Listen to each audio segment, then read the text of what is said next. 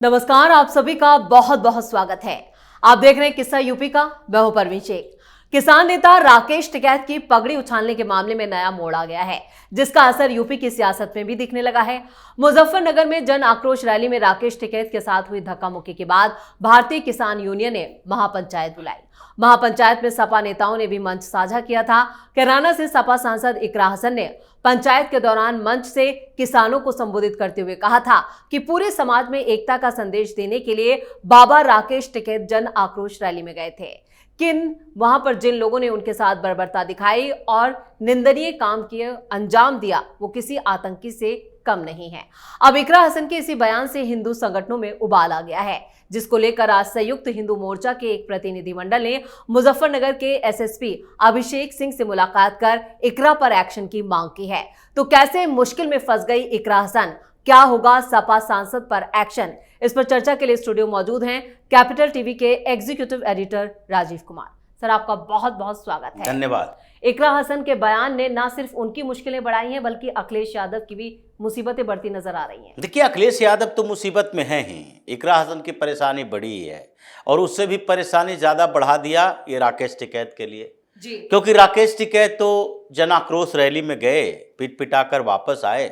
इनको सामान्य तरीके से इस मामले को राजनीति से अलग रख के अपनी बातें करनी चाहिए थी कि जो ये कर रहे थे महापंचायत के अंदर कि जाट की पगड़ी की बात कर रहे थे, भावनाओं के साथ जुड़ाव रख रहे थे और उसके बाद भारतीय किसान यूनियन जो इनका किसान संगठन है उसके लोगों को इकट्ठा कर रहे थे, लेकिन इन्होंने राजनीतिक रंग दे दिया।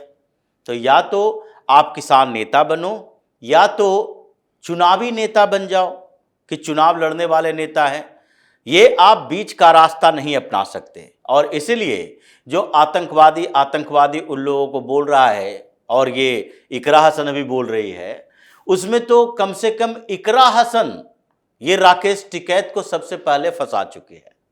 आपने किसान महापंचायत बुलाया, उसमें समाजवादी पार्टी के इन नेताओं को बुलाया। इस समाजवादी पार्टी के ये नेता किसान को समर्थन देने आए थे या खुद किसान थे, ये तो आपने बता दिया कि हम समाजवादी पार्टी से जुड़े हुए हैं। अब पहली बात, आप समाजवादी पार्टी से जुड़े हुए हैं, आपके पार्टी का बयान जिस तरीके का रहा है वो तो जिन खिलाफ जिसके जनाक्रोश रैली हुआ था उसके समर्थन में रहा। तो फिर जनाक्रोश रैली में आप करने क्या गए थे? या आप अपने खुद के ऊपर सोचो। आप किसान की बात करते हो, सिंधु जल समझौते को सस्पेंड किया गया था, तो आपको क्या जरूरत पड़ी थी कि पाकिस्तान के समर्थन में ऐसा लग रहा है कि ये ग्लोबल लेवल के किसान नेता हैं जिनकी पहुंच उत्तर प्रदेश के 2-3 जिलों में आंशिक तौर पर है, वो अपने आप को ग्लोबल ये जो किसान नेता समझने लगा है कि पूरी दुनिया के किसान मजदूर हमारे साथ है, अपने आप को मार्क्स एंजल से समझने लगे कि हम तो पाकिस्तान के किसानों को भी दुख दर्द को समझते हैं, इसलिए पाकिस्तान के किसान परेशान होंगे ये सिंधु जल समझौते के कारण। अगर भारत सरकार पानी नहीं छोड़ता तो ऐसे में भारत सरकार के ऊपर तो सवाल उठेंगे ही, लेकिन वहाँ के किसान जो परेशान होंगे उसके साथ तो हम खड़े रहें। और पाकिस्तान के किसान हिंदुस्तान के लिए ऐसा नहीं सोचता, वो हिंदुस्तान को दुश्मन राष्ट्र ही मानता है। तो फिर आपको बीच में कूद कर आने की क्या जरूरत थी कि सरकार को ऐसा नहीं करना चाहिए? क्योंकि आप भी वही सवाल उठा रहे हो जो इस समय विपक्ष की कुछ पार्टियां और सबसे ज्यादा इनके जुड़े हुए संगठन समाजवादी पार्टी उठा रही है। पूरे देश में विपक्ष की पार्टियां इनडायरेक्टली यही बात बोलने की कोशिश कर रही है कि नहीं, सिंधु जल समझौता से अगर पाकिस्तान का पानी रोक दिया गया तो पाकिस्तान में तबाही बर्बादी मचेगी, उसके लिए भारत जिम्मेदार होगा, भारत की सरकार जिम्मेदार होगी। और ऐसा नहीं करना चाहिए। किस आधार पर? ह्यूमैनिटेरियन ग्राउंड पर। ये ह्यूमैनिटेरियन ग्राउंड के ऊपर सबको माफ करते रहते हैं, लेकिन वो पाकिस्तान का किसान जिसके घरों से गुजरते हुए एक आतंकवादी हिंदुस्तान में घुसता है, वो वहां पर रोक टोक नहीं करेगा और उसको खिलाएगा पिलाएगा, रास्ता बता देगा कि देखो इसी रास्ते से जाओ। और ये हमने अपने खेत से जो सुरंग बनाया है वो भारत के बॉर्डर के उस तरफ निकलता है, वहीं से घुस के जाओ और उधर के सुरंग से निकल जाओ। ये अपने खेतों से रास्ता देता है और उसके लिए इतना दया भाव दिखा रहे हो। तो सबसे पहले ये जो दुर्गति हुई थी पहले, ये राकेश टिकैत की दुर्गति और बढ़ेगी।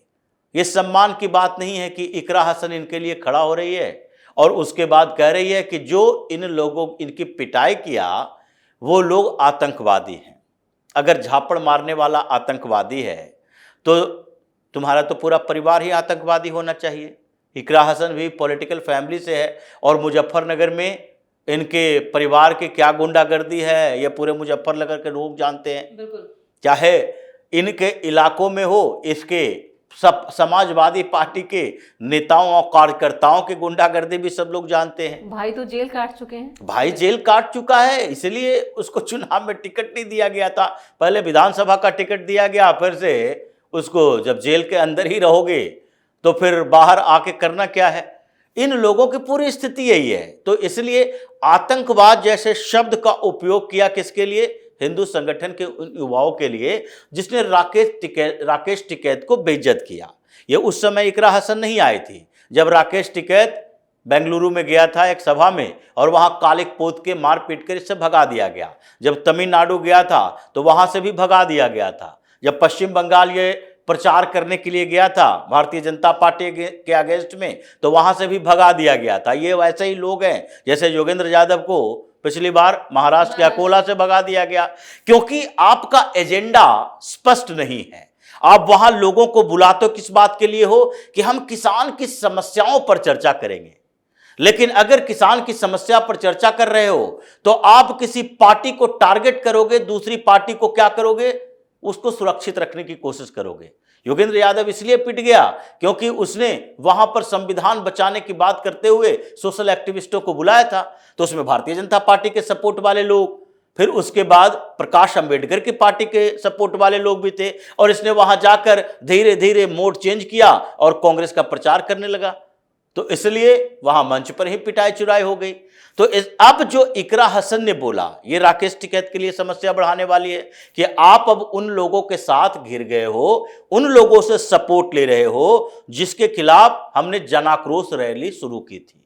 जनाक्रोश रैली केवल और केवल पाकिस्तान के खिलाफ नहीं था, हिंदुस्तान में छिपे हुए उन गद्दारों के खिलाफ भी था जो ऐसे समय में हिंदुस्तान के अंदर लोगों के दिमाग में एक जहर भरना चाहते हैं कि सरकार जो कर रही है वो गलत है और हमें ऐसे ही हाथ पर हाथ धर कर बैठे रहना चाहिए।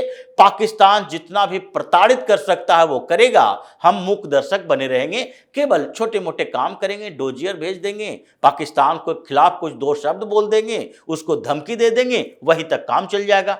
और इसलिए अब आगे राकेश टिकैत को सोचना चाहिए कि जब तुम्हारे समर्थन में इकरा हसन आई है तो तुम्हारे विरोध में कितने लोग आ गए। अब जो इनके किसान यूनियन के लोग हैं वो भी राकेश टिकैत का इंतजार कर रहा है और हो सकता है कोने में ले जाकर 2-4-5 बातें कर भी दिया होगा कि हम लोगों को बुलाया किसान नेता के तौर पर कि संगठन के लोग हैं और उधर से समाजवादी पार्टी के लोगों को बुला लिया तो हमारे क्षेत्र में बेइज्जती हो रही है जहां जहां से हम जुड़कर आए हैं, क्योंकि वहां तो हमारे जो सपोर्ट में है वो किसी पॉलिटिकल पार्टी के तौर पर सपा के सपोर्ट में नहीं है, कुछ बसपा का भी है, कुछ भारतीय जनता पार्टी का भी है। क्योंकि जब आप किसान के मुद्दे पर बात करते हो तो पॉलिटिकल मुद्दे पर अलग अलग लोग अलग अलग तरीके से रिएक्ट करते हैं जो आपके साथ खड़े हैं केवल एक मुद्दे को लेकर। लेकिन इकरा हसन सिर्फ राजनीतिक तौर पर नहीं फंसी है, हिंदू संगठनों का साफ तौर पर कहना है कि इनके अकाउंट्स, इनके खातों की जांच भी होनी चाहिए। देखिए ये जांच तो अपने लेवल पर है, उसने जो दर्ज करवा दिए, एफआईआर दर्ज करवाए, उसके बाद जांच अपने लेवल पर पुलिस करेगी। अगर उसको लगता है तो कि नहीं इकरा हसन ने जो बात कही है वो कहीं ना कहीं किसी के इशारे पर कही है, उसके लिए उसको फंडिंग मिलती है।